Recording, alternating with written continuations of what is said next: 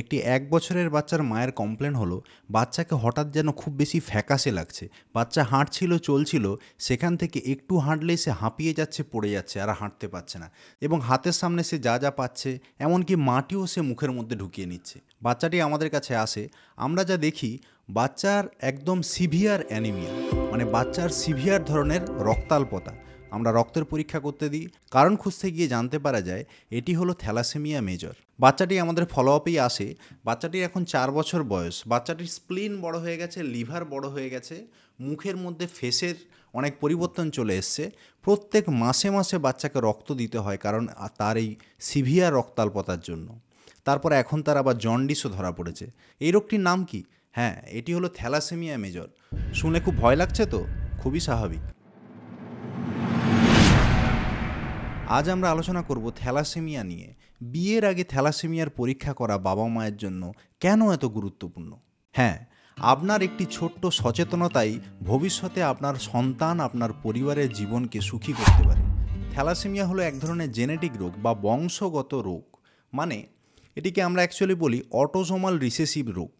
তো কিভাবে এটি হয় চলুন একটু ভালোভাবে বোঝার চেষ্টা করি।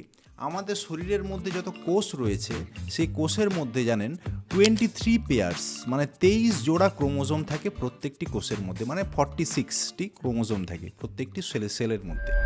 তো এবারে আমাদের শরীরে যত সেল রয়েছে সমস্ত সেলেই কিন্তু সেই 46টি করে ক্রোমোজোম থাকবে, এবং এর মধ্যে 1 পেয়ার অফ ক্রোমোজোম, মানে 2টি ক্রোমোজোম, একটি জোড়ার ক্রোমোজোম, তার মধ্যে একটি স্পেশাল জিন রয়েছে একটা স্পেশাল ক্রোমোজোমে, তাকে বলা হয় বিটা জিন। তো সেই বিটা জিনই কিন্তু আমাদের শরীরে বিটা গ্লোবিন চেন তৈরি করে। হ্যাঁ, এই নামগুলো একটু খটোমটো লাগছে, কারণ এখানে শুধু বিটা চেন নয়, রয়েছে আলফা চেনও। তো আমাদের শরীরে যে লোহিত রক্তকণিকা বা আরবিসি থাকে, তার মধ্যে থাকে হিমোগ্লোবিন। সেই হিমোগ্লোবিনের মধ্যে 4টি মলিকিউল থাকে, 2টি আলফা মলিকিউল আর 2টি বিটা মলিকিউল। তো এবারে এই আলফা আর বিটা যদি একসঙ্গে আসে তবেই তাদের মধ্যে মেলবন্ধন হয়। মানে এই মনে করতে পারেন গার্লফ্রেন্ড বয়ফ্রেন্ড। তো আলফা আর বিটা যদি না থাকে, সাপোজ বিটা তৈরি হলো না, তাহলে কিন্তু আলফা আর বিটার কাপেল হতে পারছে না। তাহলে সে আলফাটা আস্তে আস্তে ডিজেনারেশন বা আস্তে আস্তে নষ্ট হয়ে যাবে। সেখান থেকে আমাদের রক্ত কিন্তু তৈরি হবে না, আরবিসি বা হিমোগ্লোবিন সেখানে তৈরি হবে না। তো এই বিটা থ্যালাসেমিয়াতে মেন সমস্যাটা কিন্তু এটাই হয়। এখানে এই বিটা চেন তৈরি না হতে পারার জন্য আলফা চেনগুলি নষ্ট হয়ে গিয়ে হিমোগ্লোবিন তৈরি হয় না। আর হিমোগ্লোবিন নিয়ে এত কেন কথা বলছি? হ্যাঁ, হিমোগ্লোবিন খুবই জরুরি, কারণ আমাদের শরীরের মধ্যে দরকার অক্সিজেনের। অক্সিজেন তো আমরা নাক দিয়ে নিঃশ্বাস দিয়ে নিচ্ছি, তা লাংসের মধ্যে যাচ্ছে, কিন্তু অক্সিজেনটা সারা শরীরের সমস্ত কোষে নিয়ে যাচ্ছে কে? হ্যাঁ, এই হিমোগ্লোবিনই কিন্তু সমস্ত শরীরের সমস্ত সেলের মধ্যে অক্সিজেনকে নিয়ে যাবে। আর হিমোগ্লোবিন যদি না তৈরি হয়, তাহলে অক্সিজেন যাবে কেমনভাবে? যেতে পারবে না, এবং শরীরের মধ্যে সিভিয়ার অ্যানিমিয়া থেকে এই শ্বাসের সমস্যা তৈরি হতে থাকবে। বাচ্চা একটু গিয়েই পড়ে যাবে, খেলতে পারবে না, এরকম সমস্যা হবে। এবারে বলি থ্যালাসেমিয়া কিভাবে হয়। দেখুন, দুজনের মধ্যে, মানে বাবা আর মা, এনাদের দুজনের মধ্যে যদি দুজনই ক্যারিয়ার হয় এই রোগের, তাহলে কিন্তু তাদের যে সন্তান হবে তাদের 25%-এর ক্ষেত্রে এই রোগ হবে। মানে 4টি সন্তান যদি হয়, তার মধ্যে একটি সন্তান অবশ্যই এই রোগে আক্রান্ত হবে। আর 50%-এর ক্ষেত্রে তারা হবে ক্যারিয়ার, মানে 4 জনের মধ্যে 2 জন হবে ক্যারিয়ার। আর বাদবাকি যে 25% পড়ে থাকছে, তারা কিন্তু সম্পূর্ণ নর্মাল সন্তান হবে।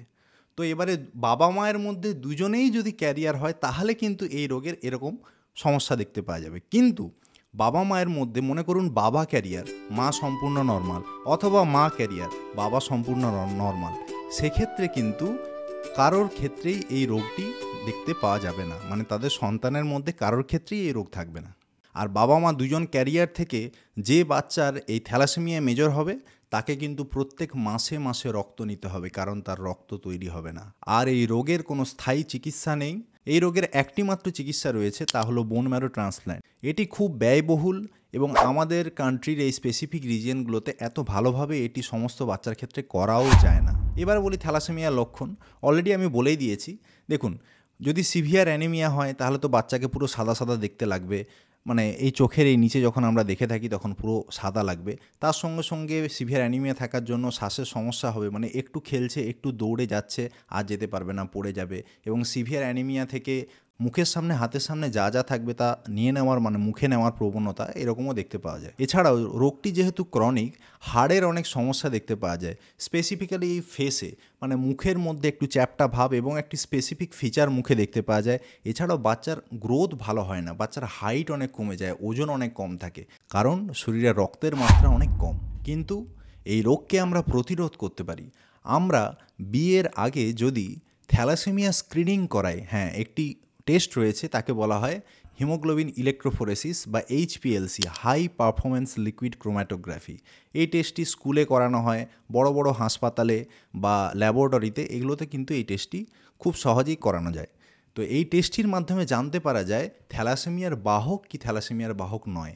যদি বাবা মা দুজনেই থ্যালাসেমিয়ার বাহক, মানে ছেলে মেয়ে দুজনেই যদি থ্যালাসেমিয়ার বাহক হয়ে থাকে, তাহলে আমরা সাধারণত বলি বিয়ে না করানোর জন্য। এছাড়াও এরকম ঘটনাও ঘটে যেখানে 5 বছর বা 7 বছরের লাভ অ্যাফেয়ার্স রিলেশনশিপ রয়েছে, সেক্ষেত্রে কিন্তু বিয়ে করানো যায়।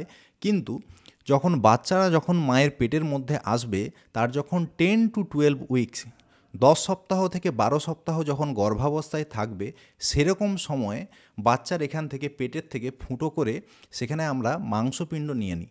সেই মাংসপিণ্ড থেকে জেনেটিক টেস্ট করে জানতে পারা যায় যে ওই বাচ্চার মধ্যে থ্যালাসেমিয়ার রোগ আছে কি নেই। যদি রোগ না থাকে, মানে আমরা জাস্ট আলোচনা করে এসেছি সে 25% যাদের এই রোগটি হয় না, সেক্ষেত্রে আমরা বলি প্রেগনেন্সি টার্মিনেট না করে প্রেগনেন্সি কন্টিনিউ করতে। কিন্তু যদি দেখতে পাওয়া যায় সেই 25% যেখানে বাচ্চার রোগটি এসে গেছে, সেক্ষেত্রে আমরা বলি প্রেগনেন্সিটাকে টার্মিনেট করে দিতে। সুতরাং থ্যালাসেমিয়া সচেতনতার মাধ্যমেই কিন্তু প্রতিরোধ করা যায়। তাই আপনি সচেতন হন এবং সবাই প্রি ম্যারাইটাল এই ব্লাডের টেস্টটি অবশ্যই করাবেন। আর যদি আপনি বাহক হন এবং আপনার পার্টনারও যদি বাহক হয়, তাহলে সঠিক মতো ডাক্তারের কাছে গিয়ে সঠিক সিদ্ধান্ত নিয়ে তবেই সামনে এগোন। আর ভবিষ্যৎ প্রজন্মকে সুস্থ সবলভাবে বাঁচার পথ আপনি তৈরি করে দিন। আর আপনার যদি মনে হয় এই তথ্যটি গুরুত্বপূর্ণ, আপনার কাজে এসেছে, অবশ্যই লাইক, শেয়ার, সাবস্ক্রাইব করুন। ধন্যবাদ।